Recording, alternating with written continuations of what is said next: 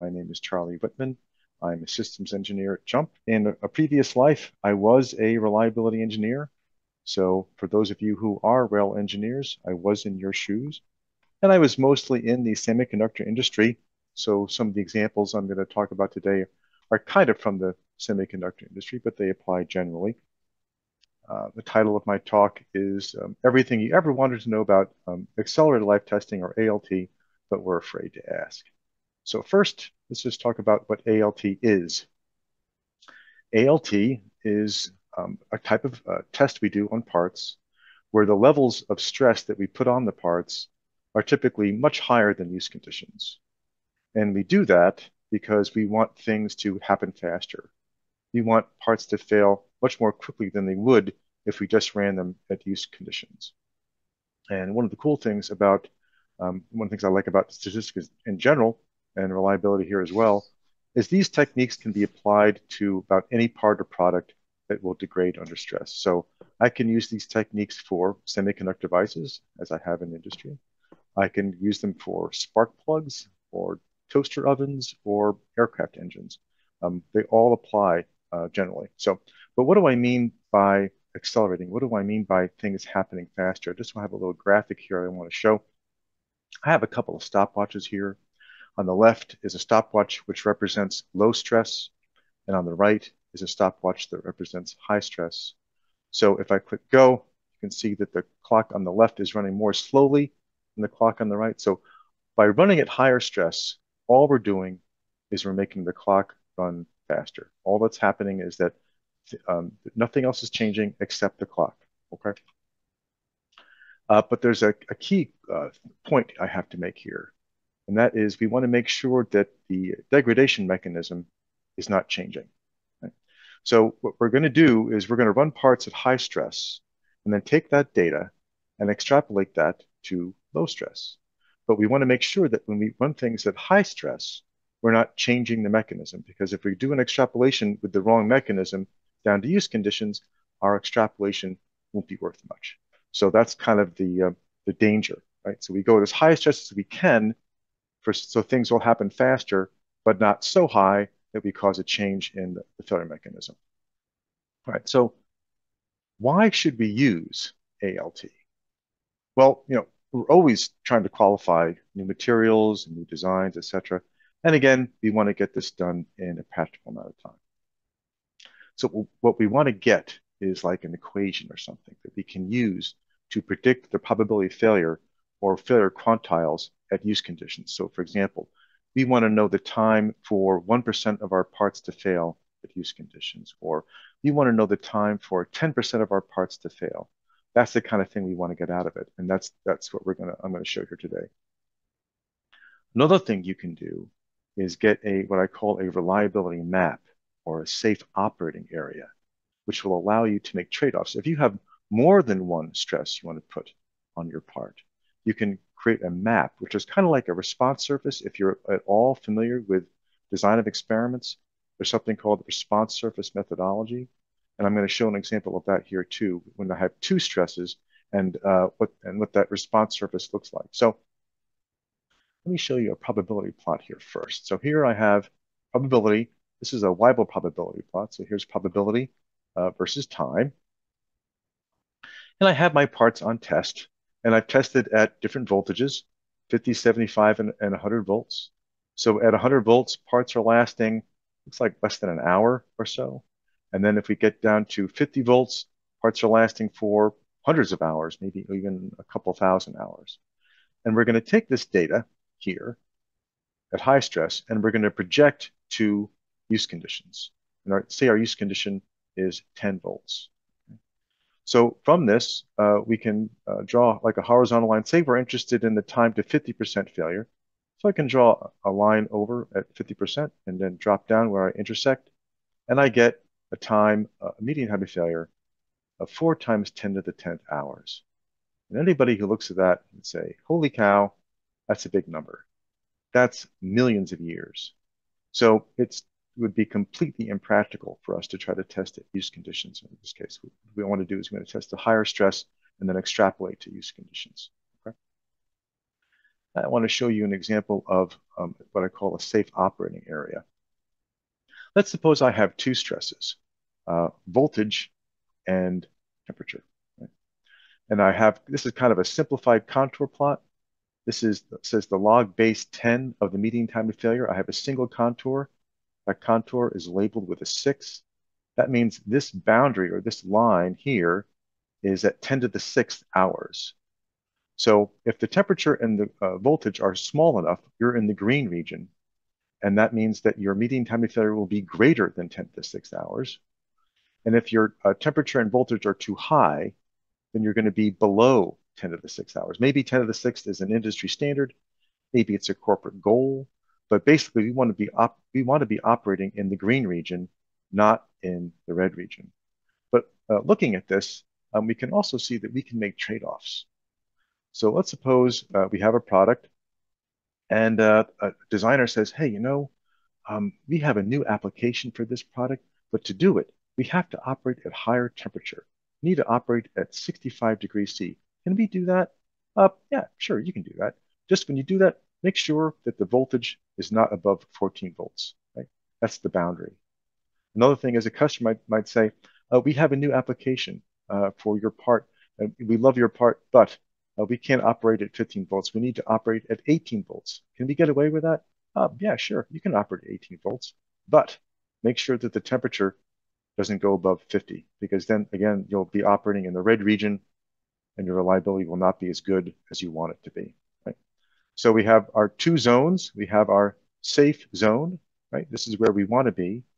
And you can imagine if you increase the temperature and the voltage, you're kind of on the highway to the danger zone, with all apologies to Tom Cruise and Kenny Loggins. We don't want to be here. Again, we want to operate in this region. Okay. All right, very good. Let's move along. So what makes ALT, a different thing? Okay. Well, there's a few major differences when we talk about reliability compared to statistical analysis in general. One is that the failure distribution that we talk about, that where the variable is time, we're constrained that the time variable has to be greater than 0. That's why we use distributions like log normal and Weibull. I have seen reliability analyses done using the normal distribution, but I would think that the normal distribution would not be preferred because the normal distribution would allow negative time. And that doesn't make sense. It doesn't make sense to have negative time. So we're constrained for distributions where the variable time can only be positive. Another thing is there's that terrible, terrible word, extrapolation, right? We've all been taught not to extrapolate. But as I showed above, sometimes you kind of have to. You can't run the test at use conditions. You have to go to higher stress. So extrapolation is often going to be required, and there really isn't any way around it. Another thing that's particular to reliability testing and certainly ALT, that is the data can be censored. So what do I mean by censoring? When I say censoring, I'm not talking about people using bad language. It's talking about how we treat parts that haven't actually failed yet. So this is an event plot, and this is an example of what's called right censoring. So part number 1 goes along, and after 10 hours, it fails. Part number 2 is running along fine until 15 hours, and then it fails. But part number 3 goes along to 20 hours, and then maybe we have to stop the test. We have a test queue, and we got to put more parts. We have a new batch of material that has to go on. Everything from that old test has to come off. We have to make room for the new stuff. So we stop the test, we look at the part, and we find out that it hasn't failed yet. So jump, let me just use my laser pointer here. Jump makes that a triangle marker for you to tell you that this is something different. So we don't know when it would have failed. It would have failed at some point after 20 hours, maybe 25, maybe 100. I don't know. But we want to take that into account. What some people do with this data, they would say, oh, look, we didn't get a failure, so tell you what, just ignore it. We're going to exclude that from our analysis, and we're only going to use our failure times. Another thing people do is they kind of try to trick it, and they say, well, let's just say it failed at 20.01 hours and use the data that way. And either of those approaches are basically going to bias your results. And if you can avoid bias, I think you should. So here we have some information. We know that this part lasted 20 hours. And it turns out that you can take that into account in your data, and you can do the analysis so that your results are not biased, which is desirable. Another type of censoring is called interval censoring. So let's suppose we have, say, parts in an oven, and we are going to do an inspection every 5 hours. So part number one, between 0 and 5, we inspect after 5 hours, and we get nothing. And then we go, okay, let's put it on 5 more hours. We go to 10 hours, and again, we get nothing. And then we go for 15 hours, we inspect, and oh, look, we got a failure. Hallelujah. So when did it fail, though? We don't know when it failed. It failed somewhere between 10 and 15 hours, so that is interval censored. And a similar thing happened then for part number two. It failed somewhere between 15 and 20 hours. But once again, part number three, we had to stop that test at 20 hours. When did it fail? We don't know when it failed. So what interval do we use? Well, actually, you can use the interval from 20 to infinity. I mean, it would have failed at some point, and you can tell JMP that it failed somewhere between 20 and infinity when you do the analysis. Also, I want to point out that you don't have to use like an average here. You don't have to put in, oh, let's just pick this failure time as 12 and a half, and this is 17 and a half or something like that. You can give JMP the intervals, and it will do the analysis appropriately. The next type of censoring is called left censoring. This is less common in industry. Typically, if you're going to start parts on a life test, you're probably going to do some kind of inspection of the parts to make sure they're good before you start the test. Right? So you test all the parts, or you inspect them, they're all good, then you click go, right? But so you're not going to test a known bad part. But so you don't run into this in industry, but you might run into it in, say, the biological sciences. Let's say you're doing a drug treatment, and you want to see if it delays the onset of a disease. So subject number one, was subject to the treatment, and they didn't develop the disease until 10 months. Subject number two didn't develop it until 15 months. But subject number three, they walked in the door and they already had the disease before we even started. Well, that would be an example of a left censored observation. But again, that's less common in industry. All right, so let's talk about some examples of constant stress. So what have I talked about constant stress? Well, a very common one is temperature. And for that, we use something called the Arrhenius rule, and I'm going to give an example of that. But there are lots of different things that can cause stress. We can up the voltage on the part or up the current. We could take our part and put it in a humid environment, or maybe a humid environment with salt in the air, something like that, to increase the rate of corrosion. We could do a mechanical test where we're vibrating the part. We can do higher and higher amplitudes or higher and higher frequencies. So there are all kinds of things that we could be using to accelerate the test, and they would all be at some constant value. So I'm holding the voltage constant, I'm holding the temperature constant, etc. But first, I want to talk about the Arrhenius model. So the Arrhenius model basically assumes that as temperature increases, the time to failure will decrease. So there's an inverse relationship. And the equation is here, it's time to failure equals some constant A times the exponent of EA over KT. So A is a constant, EA is our activation energy, T is the temperature, and K is just Boltzmann's constant. Now notice, what I can do is I can take this equation and I can take the log of both sides. So now I would have the log of the time to failure is equal to log A, or some constant, plus EA over KT. Well, lo and behold, this is just our slope-intercept formula. And I'm pointing this out to you because sometimes in JMP output, it talks about an intercept, and I want you to make sure you understand what that means. So this is like y equals B0 plus B1x. B0 would be our log A constant. B1 would be our activation energy. And x would be 1 over KT. So we can treat the data like this and model it this way. So what does that look like when we do that?